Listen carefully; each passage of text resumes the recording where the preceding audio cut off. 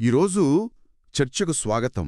మనం ఈరోజు మెదడులోనే ఒక చాలా చిన్న భాగం గురించి మాట్లాడబోతున్నాం. కానీ దాని పనితీరు చూస్తే అది మన శరీరానికి ఒక సీఈఓ లాంటిది అని చెప్పొచ్చు.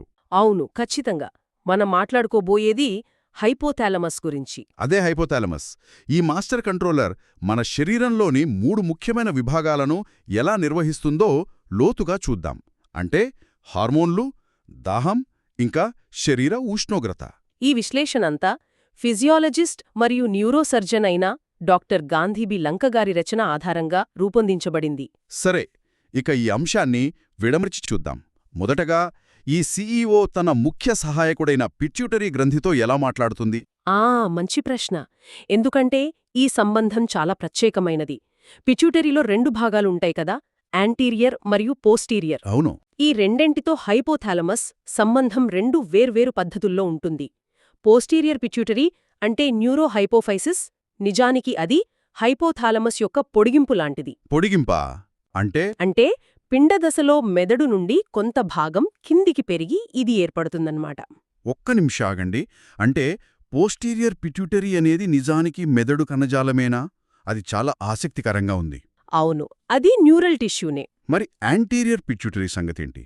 అది కూడా మెదడు నుంచే వస్తుందా? అక్కడే అసలు విషయముంది. రాదు. యాంటీరియర్ పిట్యూటరీ లేదా ఎడినోహైపోఫైసిస్ పూర్తిగా భిన్నమైన మూలం నుండి వస్తుంది. అవునా? అది పిండదశలో మన గొంతు పైకప్పు నుండి పైకి పెరిగిన కణజాలం నుండి ఏర్పడుతుంది. వావ్! అంటే ఒకే గ్రంథిలో ఒక భాగం మెదడు నుండి కిందకు, మరో భాగం గొంతు పైభాగం నుండి పైకి వచ్చి కలిసాయన్నమాట. కరెక్ట్. ఇది జీవపరిణామంలో ఒక అద్భుతమైన ఇంజనీరింగ్ అని చెప్పొచ్చు. అందుకే ఈ రెండింటి నియంత్రణ కూడా వేరువేరుగా ఉంటుంది. ఎలా? పోస్టీరియర్ పిట్యూటరీకి హైపోథాలమస్ నుండి నేరుగా నరాల కనెక్షన్స్ ఉంటాయి. ఒక హాట్లైన్ లాగా అన్నమాట. Okay, hotline. మరి యాంటీరియర్ పిట్యూటరీకి నరాల కనెక్షన్లు లేకపోతే హైపోథాలమస్ దాన్ని ఎలా నియంత్రిస్తుంది? సంకేతాలు ఎలా వెళ్తాయి? అద్భుతమైన ప్రశ్న. దీనికోసం మన శరీరంలో ఒక ప్రత్యేకమైన వ్యవస్థ ఉంది. అదే పోర్టల్ హైపోఫైసియల్ సిస్టమ్. Portal system. అవును. దీన్నిలా ఊహించుకోండి. మన శరీరంలోని సాధారణ రక్త ప్రసరణ ఒక పబ్లిక్ హైవే లాంటిది. అక్కడ ప్రయాణిస్తే సందేశాలు నెమ్మదిగా అందరికీ చేరిపోతాయి. నిజమే. కానీ ఈ పోర్టల్ సిస్టమ్ అనేది హైపోథలామస్ నుండి యాంటీరియర్ పిట్యూటరీకి మాత్రమే ఉండే ఒక ప్రైవేట్ హైస్పీడ్ షటిల్ బస్ లాంటిది. అర్థమైంది. అంటే ఒక ప్రైవేట్ కొరియర్ సర్వీస్ లాగా టార్గెట్కు నేరుగా వెళ్తుంది. సరిగ్గా చెప్పారు.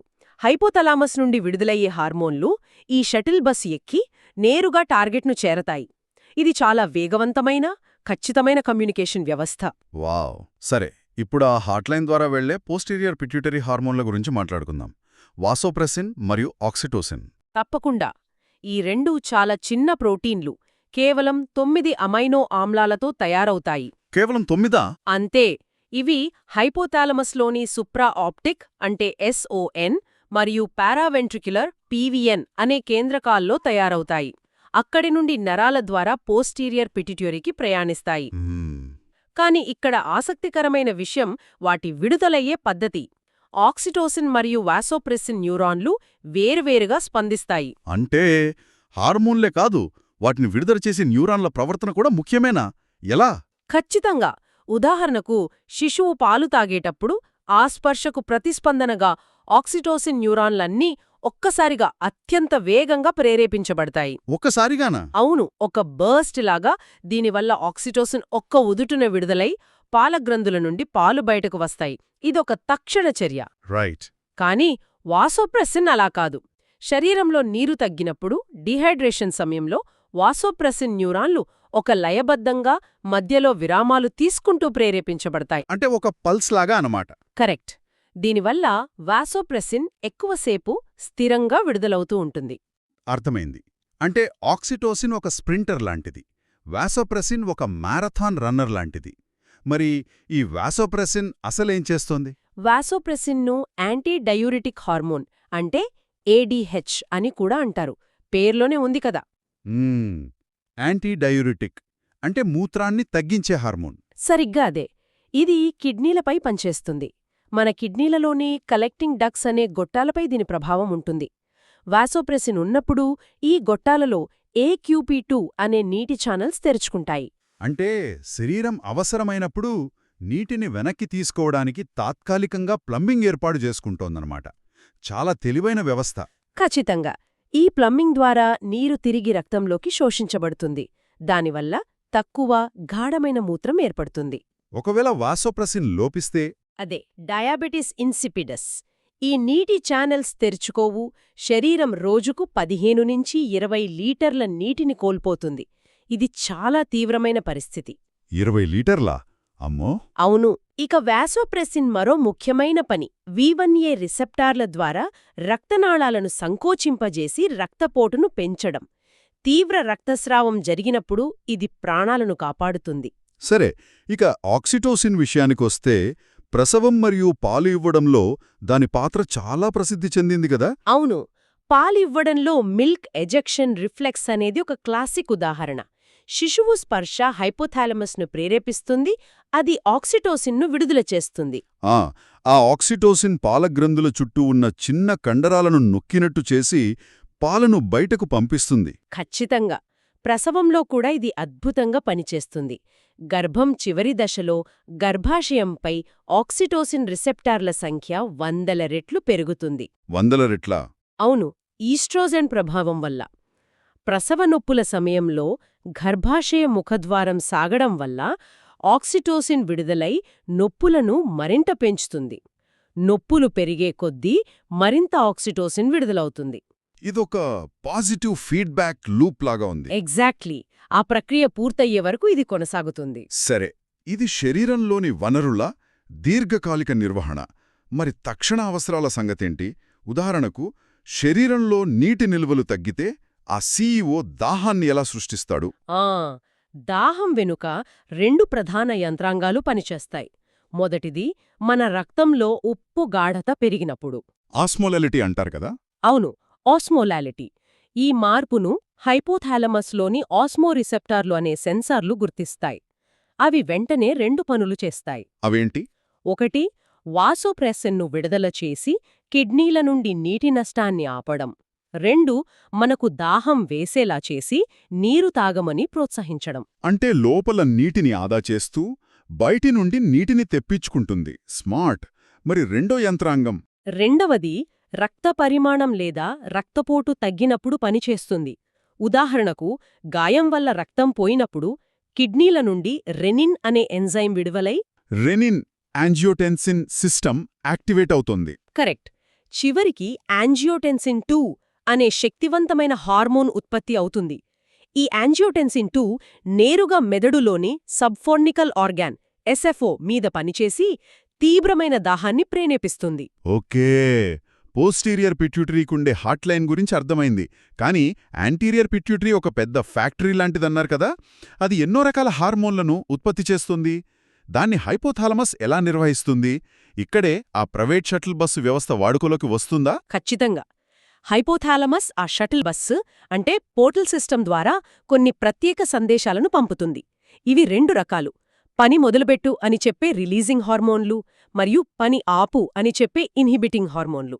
అంటే కేవలం ఆన్ ఆఫ్ స్విచ్లా కాకుండా ఒక యాక్సలరేటర్ మరియు బ్రేక్ 2 ఉన్న కార్ లాంటిదన్నమాట. Perfect analogy. యాక్సిలరేటర్ మరియు బ్రేక్. ఒక ఉదాహరణ చెప్పగలరా? తప్పకుండా. పెరుగుదల హార్మోన్, గ్రోత్ హార్మోన్ నియంత్రణనే తీసుకుందాం.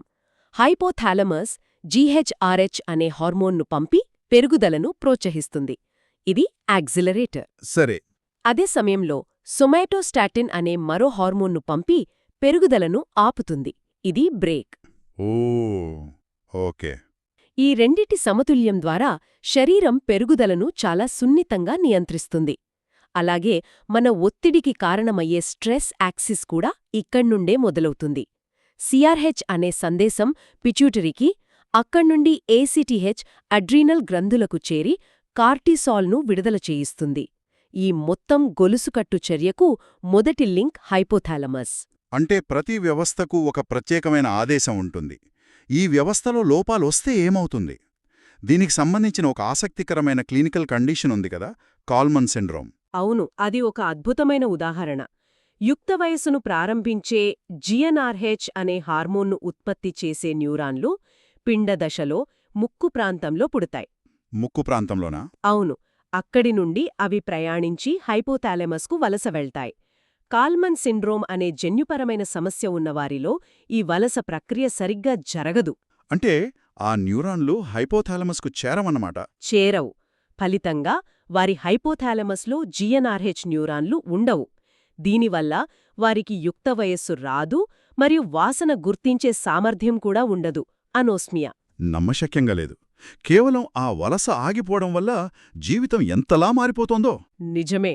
సరే, ఇక మనం సీఈఓ యొక్క చివరి విభాగానికొద్దాం. Facility management. మన శరీరం ఒక భవనమైతే దాని ఉష్ణోగ్రతను హైపోథాలమస్ ఎలా స్థిరంగా ఉంచుతుంది?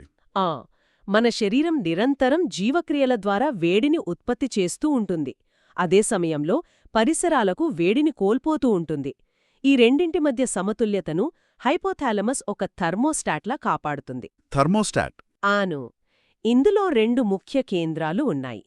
యాంటీరియర్ హైపోథాలమస్ శరీరాన్ని చల్లబర్చడానికి పనిచేస్తుంది. మనకు వేడిగా ఉన్నప్పుడు చర్మంలోని రక్తనాళాలు వెడల్పవ్వడం, చెమట పట్టడం వంటివి ఇదే నియంత్రిస్తుంది. మరి చలిగా ఉన్నప్పుడు? దానికి పోస్టీరియర్ హైపోథాలమస్ ఉంది. అది శరీరాన్ని వేడి చేయడానికి పనిచేస్తుంది. చలిగా ఉన్నప్పుడు వణుకు పుట్టించడం, చర్మ రక్తనాళాలను ముడుచుకునేలా చేయడం వంటివి ఇది చేస్తుంది. ఇక్కడే నాకొక సందేహం వస్తుంది. హైపోథాలమస్ ఉష్ణోగ్రతను నియంత్రించడంలో అంత నిపుణుడైతే మనకు జ్వరం వచ్చినప్పుడు శరీరాన్ని ఎందుకు వేడెక్కనిస్తోంది? అది ఫెయిలైనట్లా లేక ఉద్దేశపూర్వకంగానే అలా చేస్తోందా? ఇది చాలా మందికి వచ్చే సందేహం. జ్వరం అంటే హైపోథాలమస్ ఫెయిల్ అవ్వడం కాదు. అది తన సెట్ పాయింట్ను ఉద్దేశ్యపూర్వకంగా మార్చుకోవడం. సెట్ పాయింట్ మార్చుకోవడమా? అవును. ఇన్ఫెక్షన్ వచ్చినప్పుడు మన రోగ నిరోధక కణాలు సైతోకైన్లు అనే రసాయనాలను విడుదల చేస్తాయి. ఇవి హైపోథాలమస్ను చేరి అక్కడ ప్రోస్టోగ్లాండిన్ E2 అంటే PGE2 అనే మరో రసాయనం ఉత్పత్తిని పెంచుతాయి. ఈ PGE2 థర్మోస్టాట్ యొక్క సెట్టింగ్ను సాధారణ 37 డిగ్రీల సెల్సియస్ నుండి 39 డిగ్రీలు లేదా 40 డిగ్రీలకి పెంచుతుంది. అంటే హైపోథాలమస్ ఇప్పుడు 40 డిగ్రీస్ని కొత్త నార్మల్గా భావిస్తుందన్నమాట. అందుకే మన శరీరం ఆ ఉష్ణోగ్రతను చేరుకోవడానికి ప్రయత్నిస్తుందా? సరిగ్గాదే. శరీరం తన ఉష్ణోగ్రత తక్కువగా ఉందని భావించి వేడిని ఉత్పత్తి చేయడానికి వణుకు పుట్టిస్తుంది. అందుకే జ్వరం వచ్చినప్పుడు మనకు చలిగా అనిపిస్తుంది. ఓ, ఇప్పుడు అర్థమైంది. మరి మనం వాడే ఆస్ప్రిన్ లాంటి మందులెలా పనిచేస్తాయి? అవి ఈ PGE2 తయారవడాన్ని అడ్డుకుంటాయి. దానివల్ల థర్మోస్టాట్ సెట్టింగ్ మళ్లీ సాధారణ స్థితికి వస్తుంది. జ్వరం తగ్గుతుంది. అంటే జ్వరమనేది శరీర రక్షణ వ్యవస్థలో ఒక భాగం. చాలా అద్భుతంగా ఉంది. నిజమే. దీనికి సంబంధించిన ఇతర పరిస్థితులు కూడా ఉన్నాయి. మాలిగ్నెంట్ హైపర్థర్మియా అనేది ఒక అరుదైన జన్యుపరమైన సమస్య. కొందరికి అనస్థీషియా మందుల వల్ల కండరాల నుండి కాల్షియం విపరీతంగా విడుదలై శరీరం చాలా వేగంగా వేడెక్కి ప్రాణాంతకం కావచ్చు. దానికి విరుద్ధంగా హైపోథెర్మియా కూడా ఉంటుంది కదా? అవును. ప్రేరిత హైపోథర్మియా గుండె లేదా మెదడు సర్జరీల సమయంలో కణజాలాన్ని కాపాడటానికి వైద్యులు ఉద్దేశపూర్వకంగా శరీరాన్ని చల్లబరుస్తారు. ఇది జీవక్రియలను తగ్గించి ఆక్సిజన్ అవసరాన్ని తగ్గిస్తుంది. ఈ చర్చ తర్వాత నాకొక్కటి స్పష్టంగా అర్థమవుతోంది. హైపోథలామస్ కేవలం ఒక నియంత్రణ కేంద్రం కాదు, అదొక జోస్యం చెప్పే యంత్రాంగం లాంటిది. ఎలా? శరీరం డీహైడ్రేట్ అవ్వకముందే దాహం పుట్టిస్తుంది, సంక్షోభం రాకముందే హార్మోన్లను సిద్ధం చేస్తుంది, ప్రసవానికి శరీరాన్ని ముందుగానే తయారుచేస్తుంది. ఇది ఎప్పుడు మనకంటే ఒక అడుగు ముందు ఆలోచిస్తూ పనిచేస్తుంది. మీరు చెప్పింది అక్షరాల నిజం. మనం చూసినట్లుగా హైపోథలామస్ మన మనుగడకు అవసరమైన ప్రాథమిక విధులను సమన్వయం చేస్తోంది. అయితే ఇక్కడ మనం ఆలోచించాల్సిన విషయం ఒకటుంది. ఏమిటది? ఈ సున్నితమైన పురాతన వ్యవస్థపై ఆధునిక జీవనశైలిలోని ఒత్తిడి, నిద్రలేమి మరియు సరికాని ఆహారపు అలవాట్లు దీర్ఘకాలంలో ఎలాంటి ప్రభావం చూపుతున్నాయి? ఇది కేవలం హార్మోన్ల అసమతుల్యతకు మాత్రమే దారితీస్తుందా? లేక మన ప్రవర్తన, మన ప్రాథమిక కోరికలు మరియు మన నిర్ణయాలను కూడా లోతుగా మారుస్తుందా? అది నిజంగా ఆలోచించాల్సిన విషయమే. అవును. ఇది తదుపరి అన్వేషణకు ఒక ఆసక్తికరమైన ప్రశ్న.